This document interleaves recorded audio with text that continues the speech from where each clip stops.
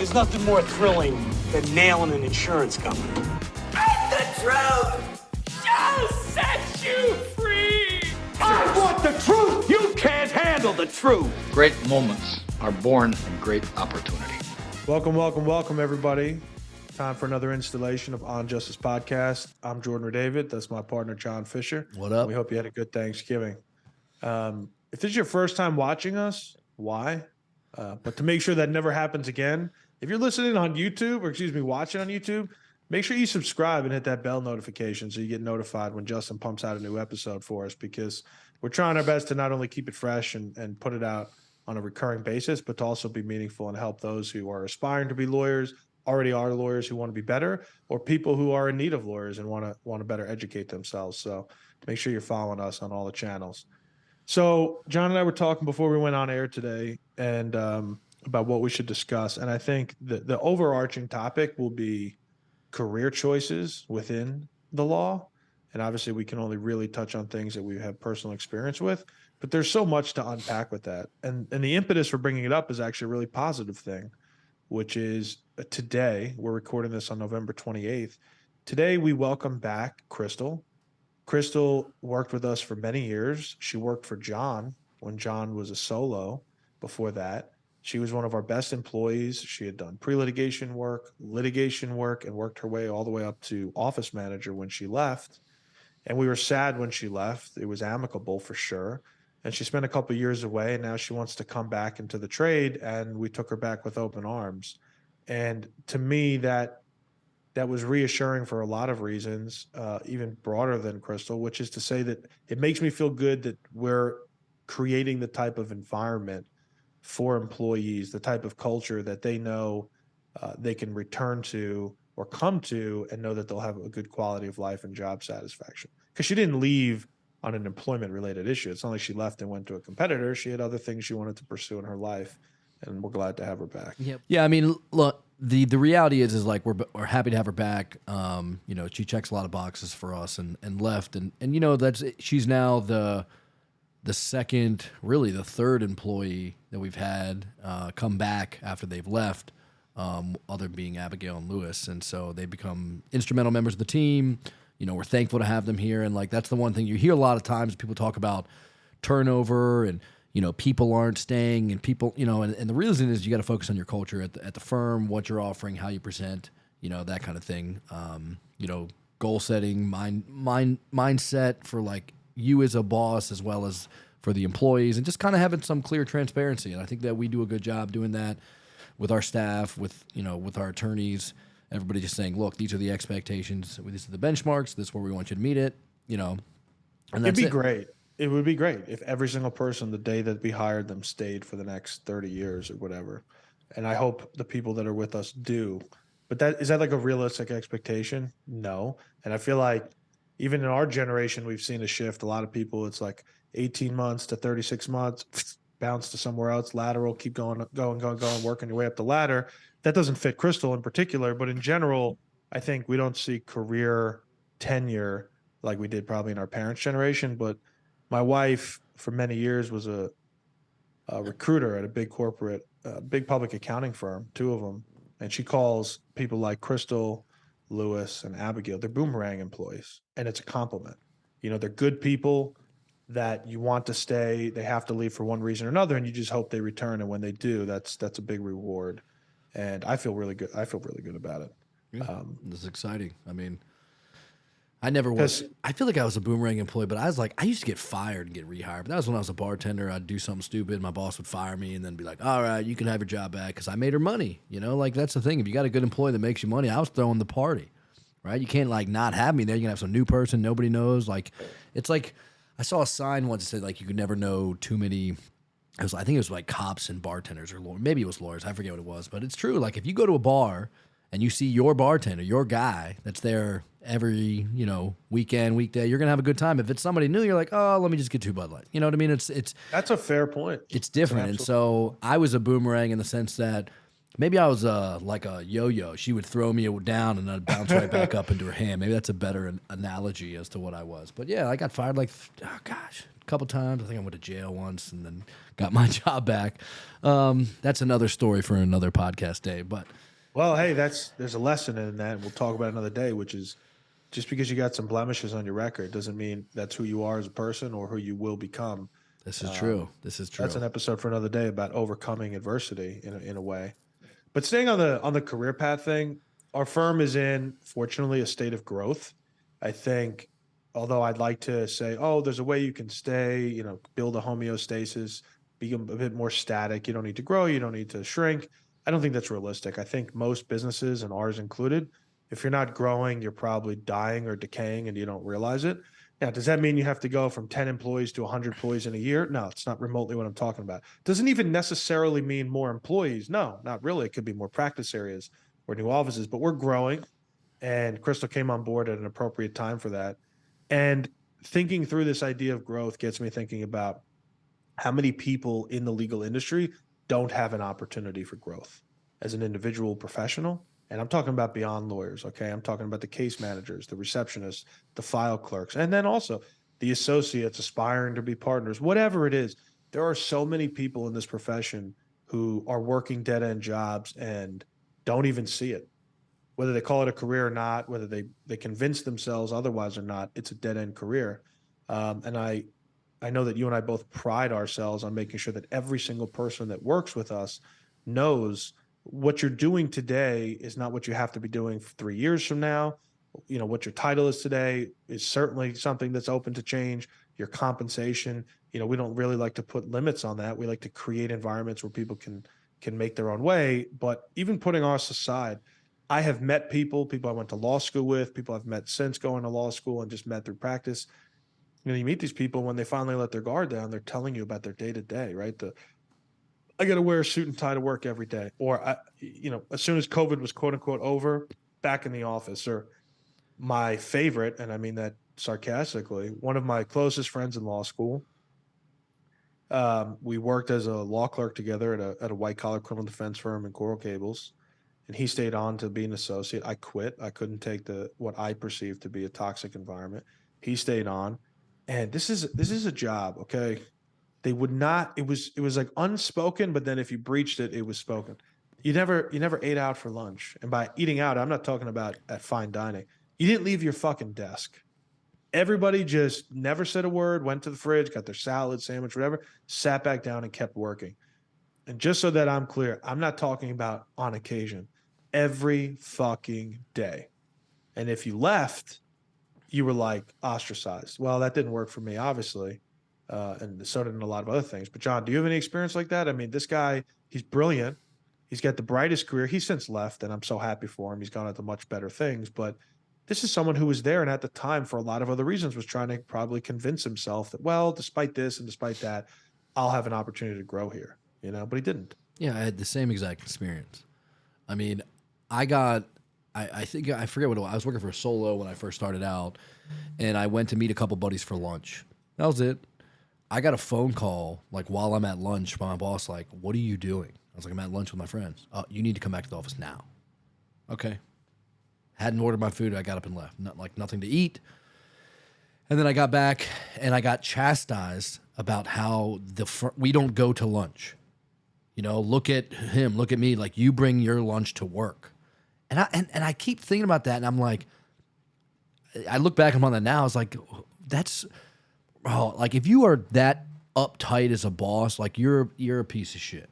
Yeah, if you say go take lunch, get out of the office, because you know what? When you have good, healthy employees, you are going to have good, healthy work product. If they hate you and they hate what you stand for, they're just working out of spite to get their check and get the fuck out. They're not going to go the above and beyond. That same boss, two things. One is, my family on my mom's side of the family is it's a large family across the country. And every few years, whether it's 3 years or 5 years, there's a family reunion. We all get together, people from California and Buffalo, and I'm here in Florida. We all meet. I think this time we met in Pennsylvania. We got a bunch of log cabins in a state park, beautiful.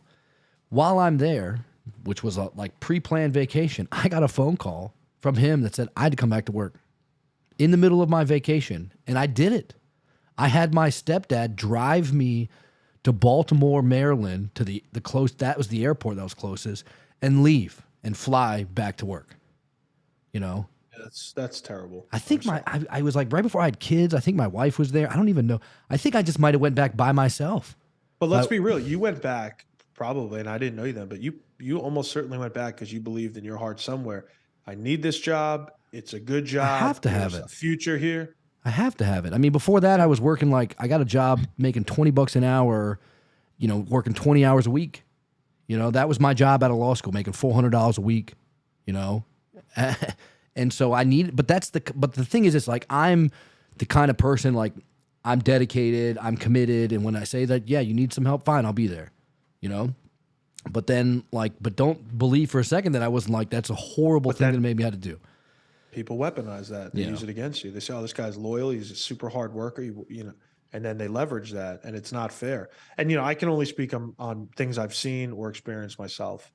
But there's so many, I'm going to call them what they are. They're excuses, irrational rationalizations for why people stay in dead-end careers in the law. And I'm, again, talking about case managers all the way up through seasoned attorneys. What are the most common things you hear? I'm getting exposed to some really meaningful work. Maybe it's a big client, maybe it's a big case, a really unique legal issue. Or how about, well, I started doing nothing and now I'm taking depots. I hear that, like, I mean, some version of that, or now I'm getting to do expert depots.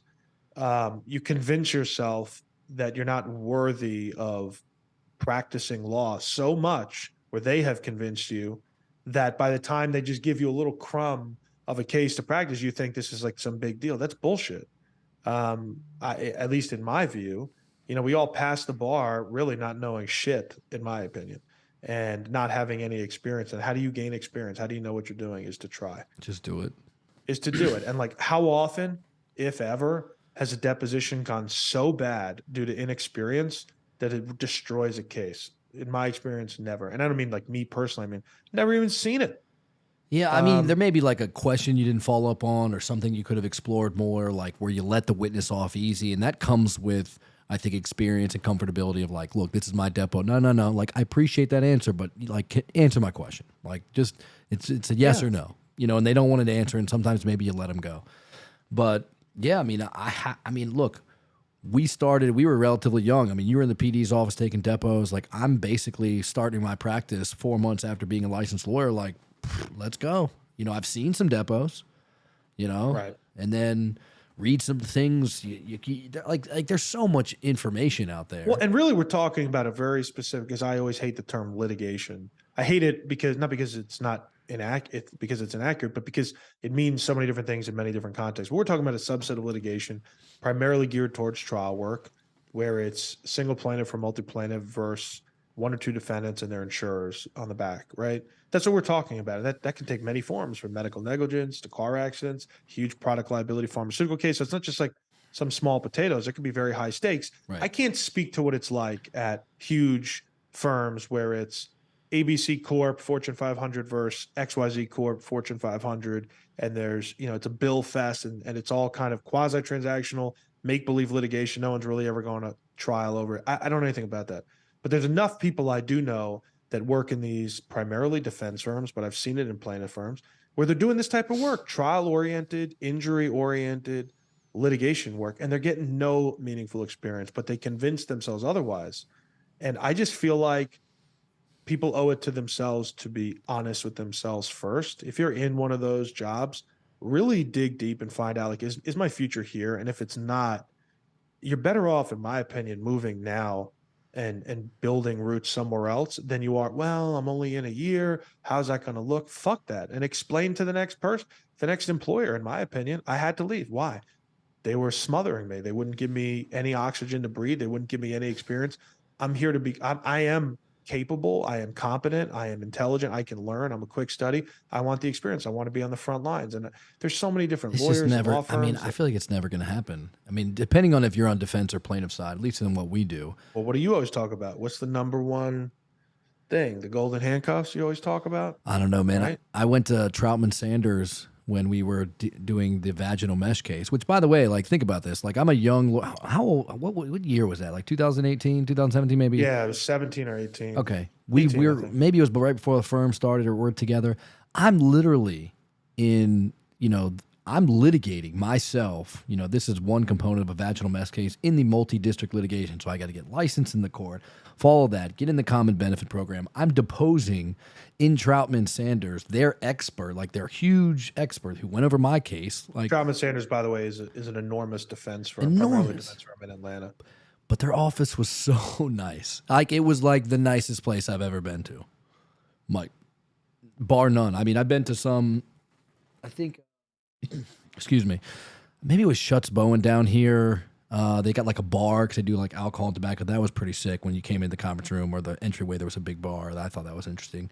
But yeah, it was. And so I could see how getting one of those jobs and you're like, look, I'm going to go make 120 grand or I'm going to make 140 grand. I'm going to make 160 starting out. I mean, that's the lie that I was told. You're going to go to law school, everyone gets a job starting out $160,000 a year. I was making $400 a week. $400 a week, you know? And so I can see how that appeals to But you some wound people. up inside of a conference room at Troutman Sanders taking on Like 3 lawyers, me, you know, Matt was there with me, and just, you know, it's interesting to think about. And I would not have had that experience but for starting the practice and being on the plaintiff side, you know? So, yeah. This is a crude, not crude, but this is a poor analogy or in some respects, but because I hate to always borrow from athletics, but I borrow what I know. You remember back in the day, like you're in a game, you look to the sideline, like maybe your buddy's not at the game. The people who are sitting on the bench are not likely to be the one the coach calls to go in the next play. But like the people standing up near the coach, being active, even if from the sideline, right? Like you got to be present. You've got to be like pressing to get in. If you're just off in the background saying they'll remember me eventually, they'll call my name eventually, it'll be my turn eventually. That's not true. I don't think, generally speaking, it's not true. Like if you make yourself easy to overlook or easy to walk over, that's what's going to happen. Yeah. And I don't think the legal profession is any different because business is business, right? And I think you've got to be assertive and have enough self-respect, frankly, to stand up for yourself and say, look, I'm not getting enough bites at the apple here. I came here expecting to do this, that, and the third. I'm not doing it. And talk to people about it. What's the worst that happens? I mean, people get so tied to a job, and I know the economy is like a primary consideration in a lot of people's respects, but like if you're a trained professional, and especially if you're younger in your career, let's be real. There's a lot of firms that are similar that will take somebody who worked at another place, right? If you worked at mid-size firm A and you quit, it's not like mid-size firm B, C, D, E, all the way through double Z are going to not take you. It's just not that small of a community. Mm-hmm. You know, yeah, if there's some horrific reason why you had to get shit canned or something, maybe, but if you're just quitting on your own because you want more experience, I think more firms would probably respect it and be excited to have you than they would question it. That's at least my belief. Yeah, I would. Yeah, I mean that's true. I mean, I think like look, when we were coming out of law school, I don't think anyone kind of explained the dynamic between doing plaintiff and defense, right? Like I didn't know, you know, what it was. The concept of billable hours, and the majority of the people that I know, and you know, my good friends, I mean, they all went defense side, right? It's bigger salaries, you know, steady like work. You can come into your work, do your billable hours, and like, you know, the idea of a billable hour to me is atrocious, you know, because the day gets away from you and you go back and like, oh, I don't have any time. I mean, it's just like I got to get my hours in. I mean, that's just like a weird thing to think about. And the reason why they pay more is easy. They bill these associates out. Like, let's say they bill them out at $250, $300 or whatever, maybe 200, and then they're paying them what, $65 an hour. So they're making $135 an hour on just you working. So it doesn't matter if it's person A or person B or person C. They just need a body in there to make them $135 an hour, you know? Right. And when you have a corporate client on the defense side, I think when you if you're going to trial and all that, they're going to want the big dogs. They're going to want the experienced trial lawyers. They're not going to want the new, younger generation of trial lawyers. And that's a point exactly that fits with the larger point we're making here. So this is not, at least for me, this is not a pitch that if you're doing insurance defense work, you're throwing your career away. That's not it. For a lot of people, that's what they're happy doing. They're good at it, and I respect colleagues on the other side. I really do. So it's not to say that you have to be a plaintiff's lawyer to get meaningful work or experience, rather. But even on the insurance defense side, what you just said is so true. If you're at a firm where they're drips and drabs over years, giving, okay, now you can do this step. Oh, now you can go visit with this expert. Oh, now you can, and you feel like, oh man, I'm building up. Ask yourself the critical question. If you want to be a trial lawyer, are they ever going to let you try a case? Right. Because if the answer is no, because a client will never allow it, then what the hell are you doing there? Yeah. Go to a smaller firm or a different firm, even if larger, who's going to let you try a case. And by the way, I don't mean try a case like they bring 4 gray-haired, people with 30 plus years experience, and then they let you carry a box, because we've both seen that too. Or, I'm talking about a place that, well, even if you're third chair, they let you get a witness or two. And then the next job, maybe it's an expert, right? If you don't ever have a chance to step up at the plate and swing, how are you ever going to get that experience? How are you ever going to be a trial lawyer? Yeah. You're never going to be there. Yeah. I mean, we've been fortunate, I mean, that's the benefit I had and likewise you. I mean, you went the route of going to the public defender's office. We've talked about it. I mean, your ability to get trial experience working for the state, whether it's state attorneys or public defender, is bar none the best place you can go fresh out of school and get trials.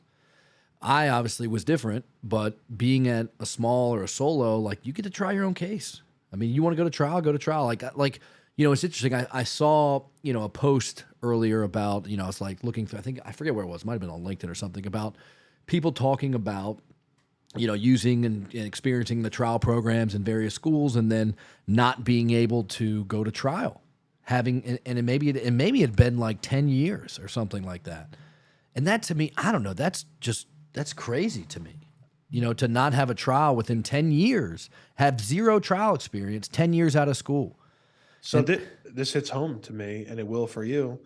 Our first associate hire together as partners was Elroy John, who worked with us for several years, and then was in a position, fortunately for him, where he was able to go out and start his own practice, and he's had that successfully, and we're still in touch and on great terms. Hiring Elroy was a really challenging decision, at least for me personally, and I'll tell you why. Elroy came on our radar because I went and volunteered to judge, I believe it was FIU's trial team competition, like during one of their practice rounds before competition. And Elroy blew everyone else out of the water. I mean, he was such clearly above the rest, like, just this guy's got it. And I reached out to his professor, and I figured it out. One thing led to another, and we interviewed him, we talked to him. My concern was someone like Elroy would kick ass at the public defender's office if he decided to go that route for a couple of years. And who could blame him for doing that? Mm-hmm. But when we pitched him on the job, we told him, and we were truthful about it. I can't promise you're going to try 50 cases in your first 3 years, like maybe if you would have PD, but you will try cases, and you will try them sooner than later. You will try all different kinds of cases, and you will get meaningful work in those cases. It's those trials, rather. This is not just hot air. And credit to Elroy, he decided to give us a chance. And what? I don't remember exactly, but I want to say it was about 3 months into his career as a licensed lawyer, he was trying a case with us in federal court, giving an opening statement. And then maybe 6 months as a licensed lawyer, he was in state circuit court in Broward County with me. Back then, we were still doing criminal, doing an arson case, massively high stakes if we lost, with witnesses, opening, closing. We won that case. We got a flat out acquittal. Here, what I'm saying is, a year into his career, he had 2-3 verdicts, civil and criminal alike, state and federal. And I'm so happy he gave us the opportunity to make good on our word. And I hope he feels like that helped him continue to build a foundation for now. He's gone on to tremendous success. But I want other people to find spots like that. Yeah. Well, we let him, we let him first try the civil trial.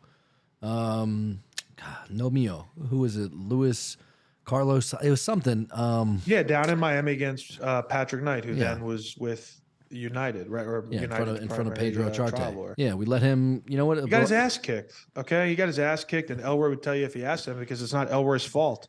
It was a tough case, and Elroy didn't have a lot of experience, and the client was deserving of a win, but he knew going in with his eyes open, it was definitely not a slam dunk, and we lost, but then kind of reached a resolution. Here's the point of that, though. Where did we start this conversation? You don't learn how to swing a bat standing in the on-deck circle, right? Like, you got to stand up at the plate and have a pitch coming at you. We gave Elroy that opportunity. And this whole thing is not about, oh, Fischer Redavid, we're so great at giving chances. I'm just saying there's no way we're unique in this respect. There's got to be 100 other firms that treat people like that, and I know of a handful that do, go find those places. Go find those places. If you truly want to be a trial lawyer, if you really want to speak to jurors and judges in courtrooms and get verdicts, the only way you're going to do that is being in a place where they're going to let you do that. So what the hell are you doing convincing yourself that your current setup, whether it's because of salary or this cool motion I get to write or this depo I get to take, great. And then what? Yeah. You're at a dead end. I take less. I mean, I'd take less money to be able to go to trial, because then you start getting those trial wins, and then you're going to decide, look, like this place gave me, like I'm such a big proponent of, like, if you give me an opportunity and a chance, like I'm not going to like I'm like super loyal. I'm like the most loyal person ever. Like if you've given me an opportunity, I'm going to remember that forever. I'm never going to look back and say and make it like a negative thing or be like, I'm out, thanks. Like, no, there would be that long discussion. So, I mean, look at what I do now in terms of just my first trial. 36-minute jury selection. Terrible. The worst jury selection ever. Now I do jury selection like 3 hours. Everyone's engaged. Things are going. I'm getting cause challenges. I'm flowing because I have the experience. I've done it. I've seen what other lawyers do. I've tried to implement different things. And even on cases where, you know, some cases you're like, oh, there's no defendant or it's a defaulted party. Go try the case. Go try the case. Get try some different things in jury selection, like you would actually do it, and see what works. I mean, that's what I did. How many times do I have to beat this dead horse? Go take a pro bono case. I'm so sick of people saying that comment generically. Like, you should do pro bono. Yes, you should, and it's a great thing to do, and you can do it in a variety of different ways. But in this specific context, if you're at a private firm where you're not going to get trial experience, stop fucking crying about it and tell your firm, look, unless you have some serious objection or there's a conflict, which would almost never happen if you set it up right. I'm going to go on the wheel here, so to speak, Southern District, Middle District, whatever. I'm going to call the federal clerk, see if there's some 1983 pro se case that's past summary judgment, set for trial. I'm going to take it over. I'm going to go try the thing. Yeah. Okay? And go try it. And you'll see, you'll get to do the whole thing yourself if you want. How many of those did you do? I know I did at least 3 early on. I think when it was all said and done, I've done 4 total over the years. 3.5? Except for the one we were both fired the morning of trial. Oh, I don't even count that one. Okay. Yeah. I mean, I prepped for it, so I'm going to count that as a half. So in terms of... we showed up. We were there. We were there, and Judge Willie D. and Broward was like, you can fire your lawyers right now. I want to fire. Thank you, Ms. Fisher, Mr. David. He did us a service. Yeah, it was. We would have won that case. We would have won that case, by the way. One rule of thumb is police officers cannot use a taser to get compliance. Like, hey, I need you to leave. Oh, I don't want to. All right, well, if you don't leave, I'm going to tase you. That's what happened. And I was like, that's a clear civil rights violation. But so I've got 1.5. Jordan recommended did it. We did it. And it was somebody that, like, on a weird level, not just on the trial, it was a tough trial. Jordan took the appeal. We took the appeal pro bono, and honestly, just, somebody that was in the worst shape, you can make their day just by, kind of being their voice, and you get to go try a case, federal court, like, which is tougher than state court. Think about how funny this is. You go from a world where, really, even if you've never tried a case, you're capable of doing it. The court will allow it. And I promise when it's over, it'll be the greatest experience of your professional life to this point. You could single chair a federal civil jury trial. Literally, you could. Yeah. If you pick up the case, they're not going to tell you need co-counsel. Bring it if you'd like. They're not going to tell you anything. You could do everything, soup to nuts, from motions, eliminate, jury selection, all the way through closing argument. And you'll see the court staff is super accommodating and patient. The judge is too. Opposing counsel's often grateful you're even there, so they don't have to try it against a pro se plaintiff. But I'm just saying, I guess what I'm really trying to say is at my heart is the notion that people aspire to be trial lawyers and they really want to. It's not just lip service, because there's a lot of that bullshit too. But if you really want to be a trial lawyer, you can be a trial lawyer, but you have to try cases. So if you can't do it in your current setup, move. Or if you can't do it now in your current setup, but they're flexible enough to let you do it as pro bono, do it. But like this whole idea of I'm going to just sit and wake up 10 years from now because I'm a 10-year lawyer, I have trial experience, that doesn't fly with me. Yeah. And if we all hear rumors, or, time to time you hear rumors about the guy or gal who first time up, tried a case, single chaired it, some random auto case and hit huge for 8 figures or something. I don't know if that's true or not. Maybe it is, because there's anomalies that happen. But odds are the best verdicts you're ever going to get as a trial lawyer are not going to be your first several. Yeah. Because you've got to learn, you got to get your teeth kicked in. And unless you build that middle ground, that experience, it's like batting practice, right? Like, Yeah. You're never going to hit that home run in the big game. You're just never going to do it. Dude, we can be Rudy Baylor. And in the amount, punitive damages, $50 million. Right. Hollywood does a good job portraying it. So that's, Oh, man. Oh, it must have been 150,000 compensatory, 50 million punitives. That's probably going to get brought back down. Anyways. well, I don't want this to all be about lawyers either. I mean, we both are, so that's where I'm focused. But we employ just as many non-lawyers who do a whole bunch of things for us. And I think if you're a paralegal or a case manager, no matter what you're doing for a firm, that doesn't mean that you're stuck in a role. That could mean, hey, I've done pre-litigation cases for a couple of years. I'd like to switch it up and try my hand at litigation, which is a little bit more complicated, a little bit higher stakes. You should have that opportunity. Yeah. Don't be stuck in a hole. Or maybe like Latricia's a common example. So she came on board. She was like my litigation assistant and paralegal, and great. And then this is someone who aspires to be a lawyer. So she told us she wants to go to law school. And we said, great, go find a program. And we told her, like, if that means you're going to have to go full time, it's going to be really unfortunate to miss you, like to lose your services. But we understand. And she ended up finding a way where, well, if I move to Texas and I get in this night program, I could still work and all this. And we said, great. We were super supportive. And now she's been in Texas for a while. She's still a phenomenal employee, and she's bettering herself by, I think she's almost done with her first year of law school. And so I guess what I'm really saying is I want people to know the end of the year is coming.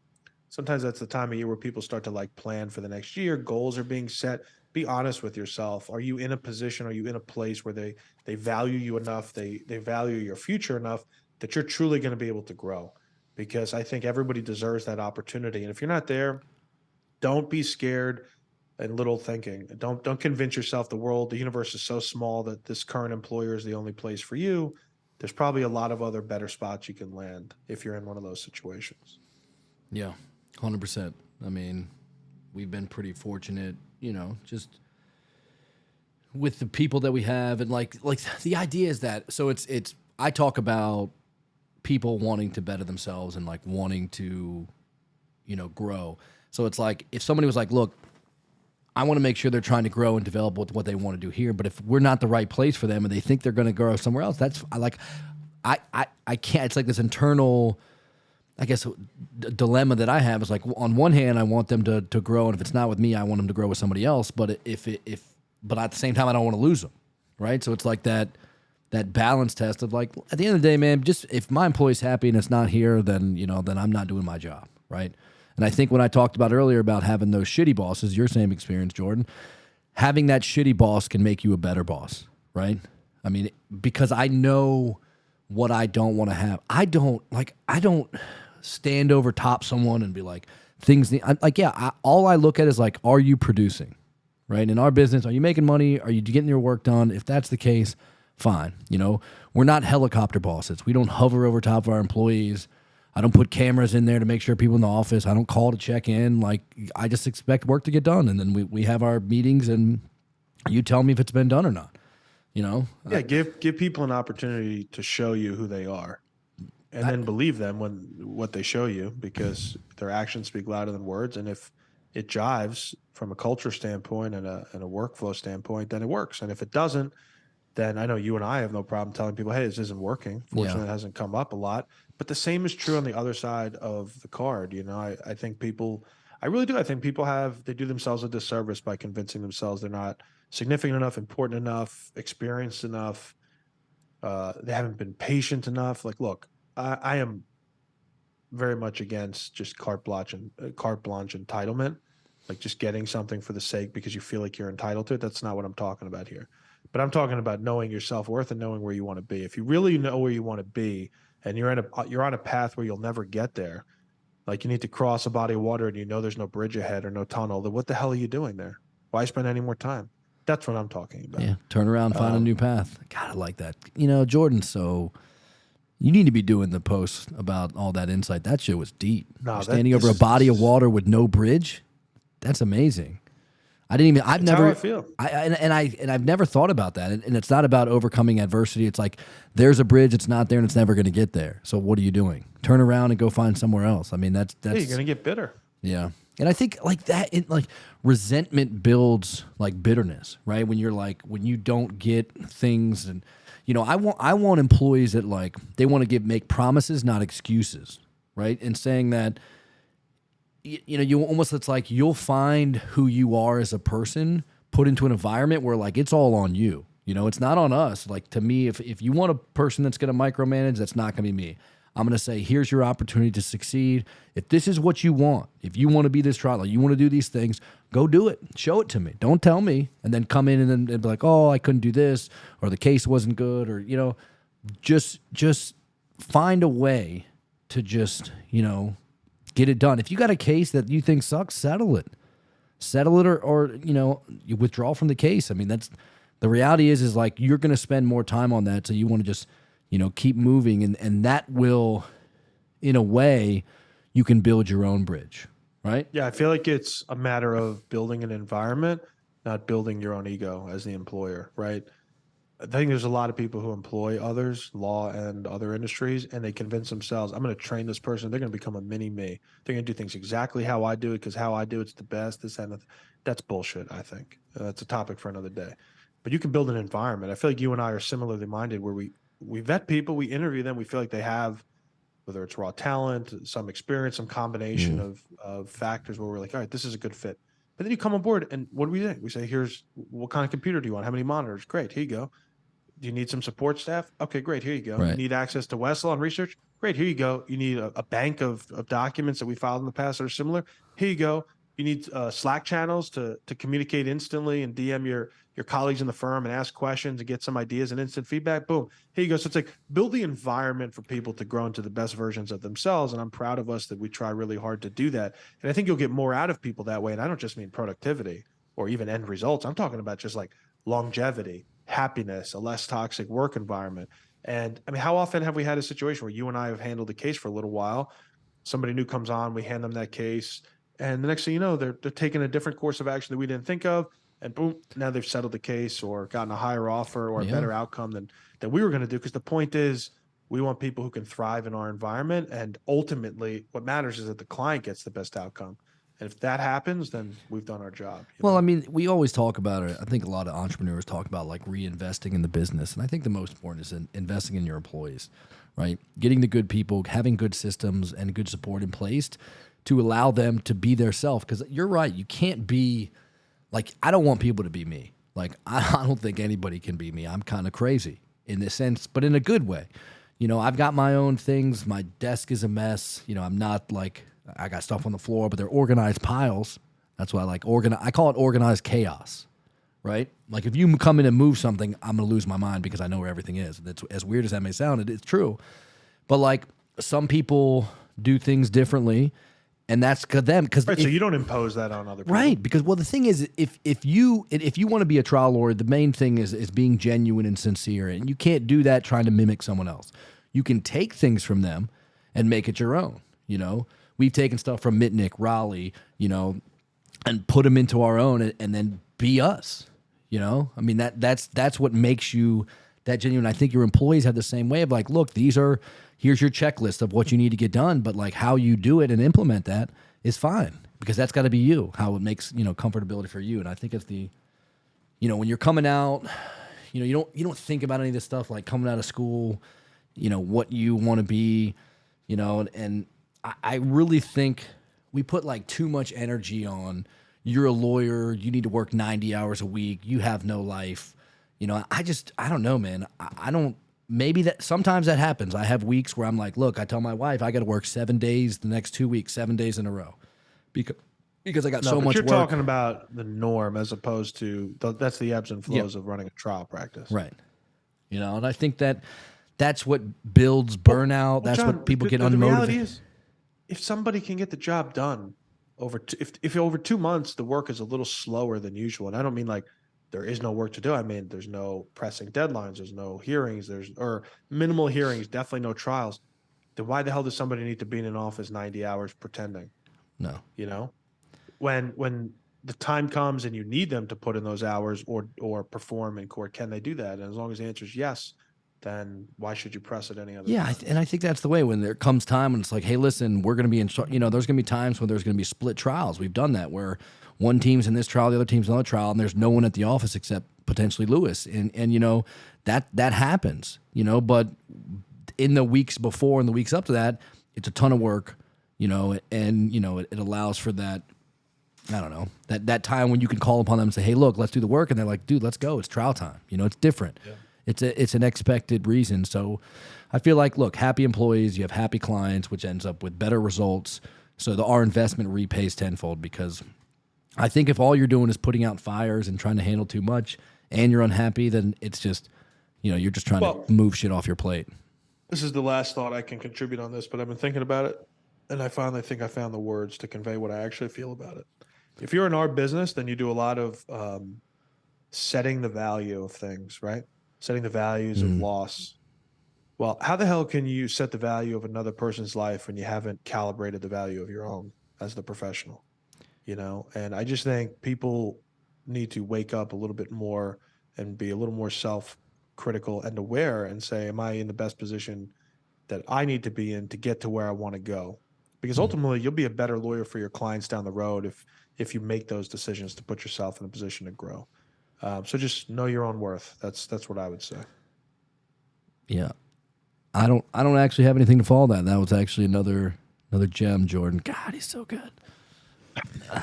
All right. Well, look, that's okay. And by the way, you guys weren't here. Me and Jordan first started out, kind of a little quick story. We started with some video production. We were working with a company producing branding videos, things like that. And Jordan always had, like, off the cuff, the best, most impactful statements surrounding an issue. I'm having to practice, like, that doesn't make sense. Jordan was just always so eloquent and put together, and like and I feel like that's a bit of him as a person, but also like his appellate advocacy, because he can come up with these great metaphors and analogies, whether it's life, business, or a case, and it's always great to watch over the past 5 years of, I'll take the compliment, but John is the exemplar of humility, clearly, because everybody's seen him perform. But look, I hope, if nothing else, at least one person out there watches this or listens to this and takes it to heart and makes a change for the better this year. I know it's so arbitrary. The end of the year is so arbitrary, but got a couple months left, or, however you want to look at it, a couple of weeks, 5-6 weeks left in the year. Plan, self-evaluate, and take action, because at the end of the day, if you know you're not in the right position and you should be doing better and you deserve better and you don't take the steps to get it, it's nobody's fault but your own. 100%. 100%. All right. That's it for now. Thanks for tuning in. We'll catch you on the next episode. All right, everybody. Take care. 1, 2, 3, 4. There's nothing more thrilling than nailing an insurance company. And the truth shall set you free! I want the truth! You can't handle the truth! Great moments are born in great opportunity.